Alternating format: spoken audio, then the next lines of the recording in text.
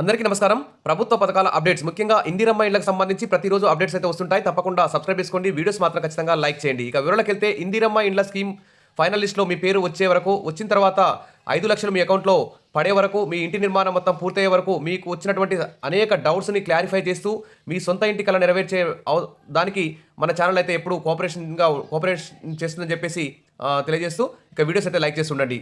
ఇక వివరాలకు వెళ్తే ఇందిరమ్మ ఇళ్ల స్కీమ్ లబ్ధిదారుల ఫైనల్ లిస్ట్ను ఎలా రూపొందిస్తారు, వీటిని తెలుసుకోవాలని అందరికీ ఉంది.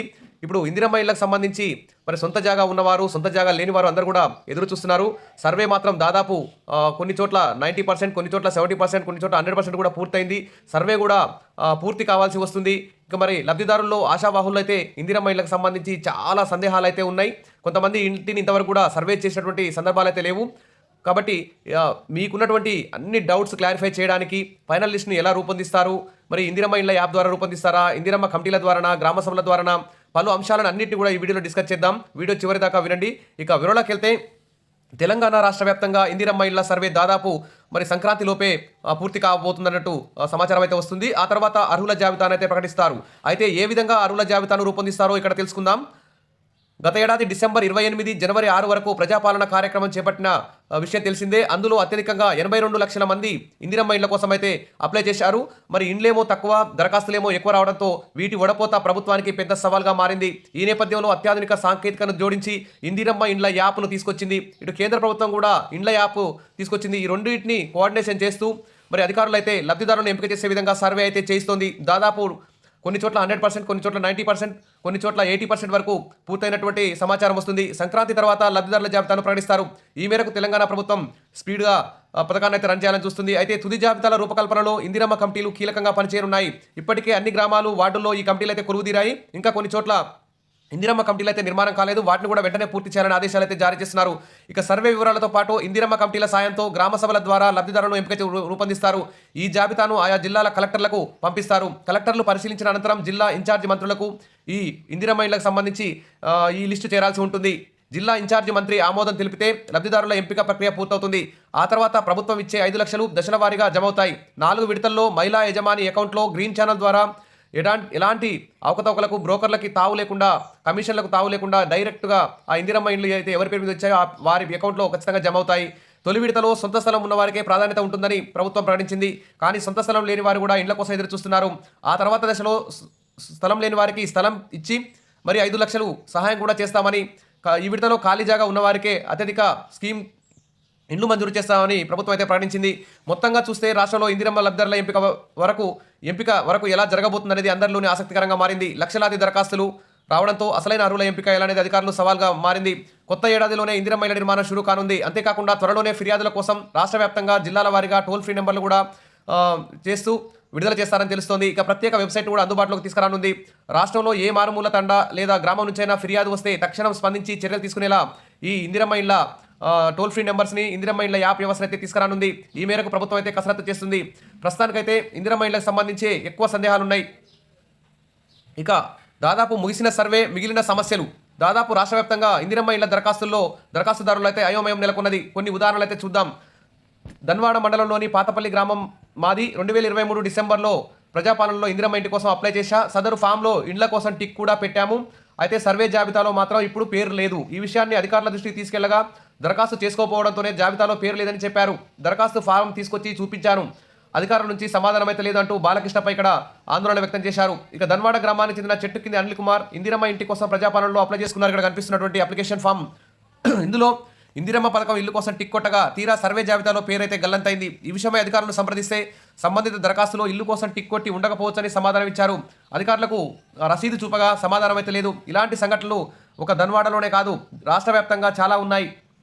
ఇక ఇందిరమ్మ ఇళ్ల కోసం ప్రజాపాలనలో దరఖాస్తు చేసుకున్న వారందరికీ ఇటీవల నిర్వహించిన సర్వేలో పేరైతే రాలేదు. వాస్తవానికి దరఖాస్తు చేసుకున్న వారిలో అర్హులందరికీ జాబితాలో చోటు దక్కాల్సి ఉండగా ఆన్లైన్లో నమోదు సందర్భంగా జరిగిన తప్పిదాలతో పలువురి పేర్లు అయితే గల్లంతయ్యాయి. కంప్యూటర్ ఆపరేటర్లు పరిజ్ఞానం లేక సరిగా నమోదు చేయకపోవడమే దీని కారణమన్న అభిప్రాయం వ్యక్తమవుతోంది. అంతేకాకుండా ఒక ఊరిలో నివాసం ఉంటే మరో ఊరి సర్వే జాబితాలో పేర్లు వచ్చాయి. దీంతో దరఖాస్తుదారుల్లో ఆందోళనతో గ్రామ పంచాయతీ, మండల పరిషత్ అధికారుల చుట్టూ ప్రదక్షిణలు చేస్తున్నారు.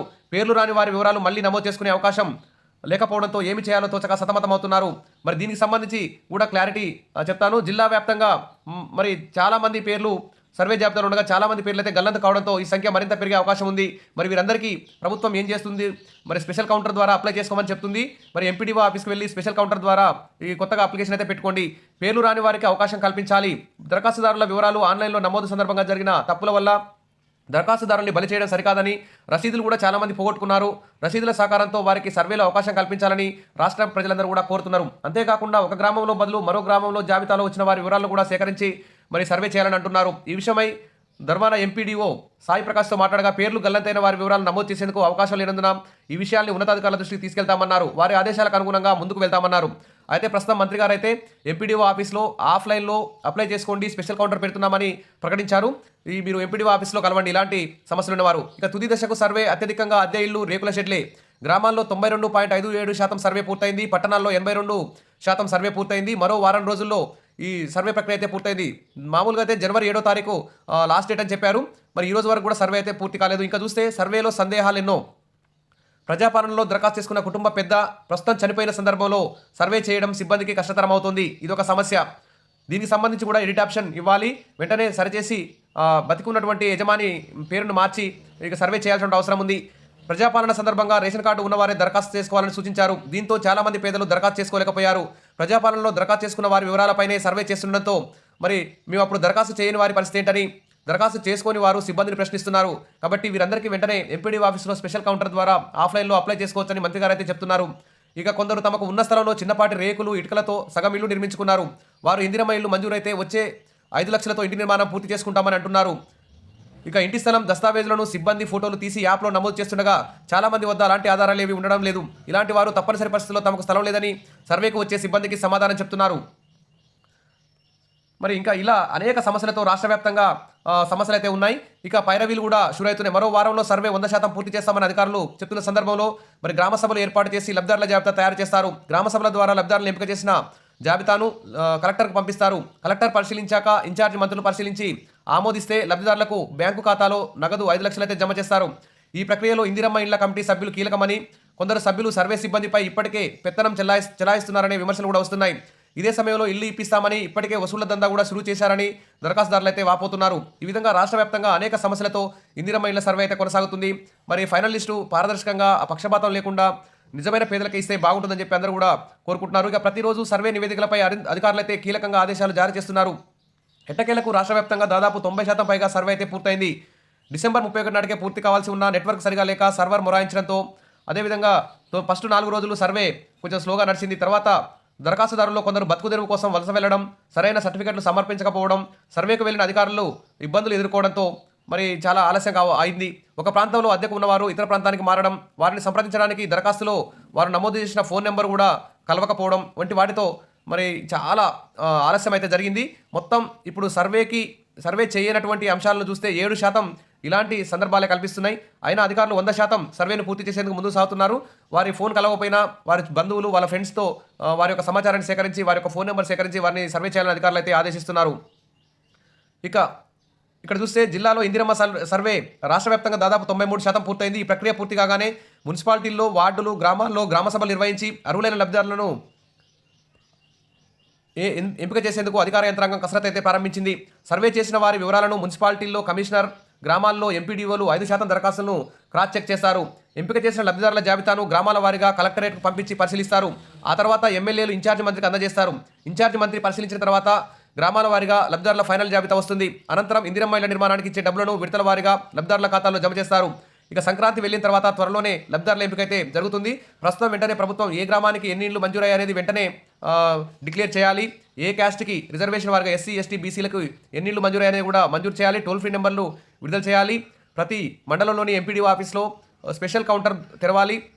ఇందిరమ్మ ఇళ్లకు సంబంధించిన ప్రతి సందేహాన్ని, ప్రతి అప్లికేషన్ను ఆఫ్లైన్లో తీసుకోవాలి. వాటిని వెంటనే పరిష్కారం చేయాలని చెప్పేసి ప్రజలైతే డిమాండ్ చేస్తున్నారు.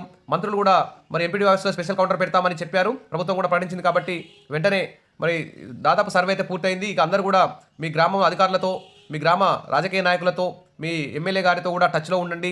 మీకు ఇందిరమ్మ ఇల్లు రావడానికి అవకాశం ఉంది. సొంత జాగా ఉన్న వారికే ఫస్ట్ ఫేజ్లో ఇస్తున్నారు.